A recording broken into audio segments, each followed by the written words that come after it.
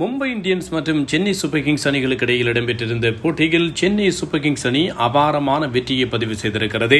ஒரு ஆண்டிலே 2 ஆட்டங்களிலும் மும்பைக்கு எதிராக சென்னை அணி வெற்றி பெற்றிருக்கின்ற 3வது சந்தர்ப்பமாக இந்த சந்தர்ப்பம் பதிவாகி இருக்கிறது. 2014, 2023, 2026 இந்த 3 ஆண்டுகளிலும் சென்னை அணி மும்பையை 2 ஆட்டங்களிலும் வெற்றி கொண்டிருக்கிறது.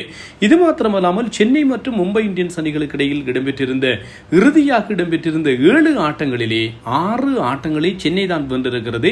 2025 ஆண்டு மும்பை இந்தியன்ஸ் அணி வென்கடே மைதானத்திலே ஒரு வெற்றியை பெற்றிருக்கிறது. மற்றபடி எல்லா ஆட்டங்களிலும் இறுதி 7 ஆட்டங்களிலே 6 ஆட்டங்களில் சென்னை அணி தான் வெற்றி பெற்றிருக்கிறது என்பதும் கவனிக்கத்தக்கது.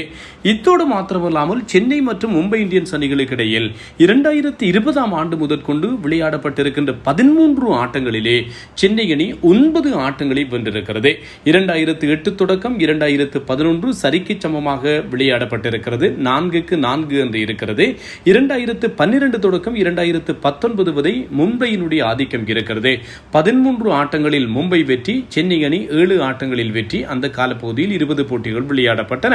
ஆனால் 2020 ஆண்டுக்கு பின்னர் சென்னை அணி 9 ஆட்டங்களிலும் மும்பை இந்தியன்ஸ் அணி 4 ஆட்டங்களிலும் வென்றிருக்கின்றது என்பதும் கவனிக்கத்தக்கது. இன்று 159 ஓட்டங்களை மட்டுமே தான் மும்பை இந்தியன்ஸ் பெற்றுக்கொண்டது.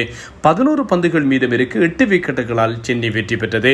ருத்ராஜ் கெய்க்வாட், அதே போன்று இளம் வீரர் கார்த்திக் சர்மா ஆகியோர் அரைச்சதத்தை அடித்து சென்னை அணியின் வெற்றியை உறுதிப்படுத்தினர். சென்னை இப்போது புள்ளிப்பட்டியலிலே 6வது இடத்துக்கு வந்திருக்கிறது. 4 வெற்றிகள். முதலாவது இடத்தில் இருக்கின்ற அணி பெற்றிருக்கின்ற வெற்றிகள் 6.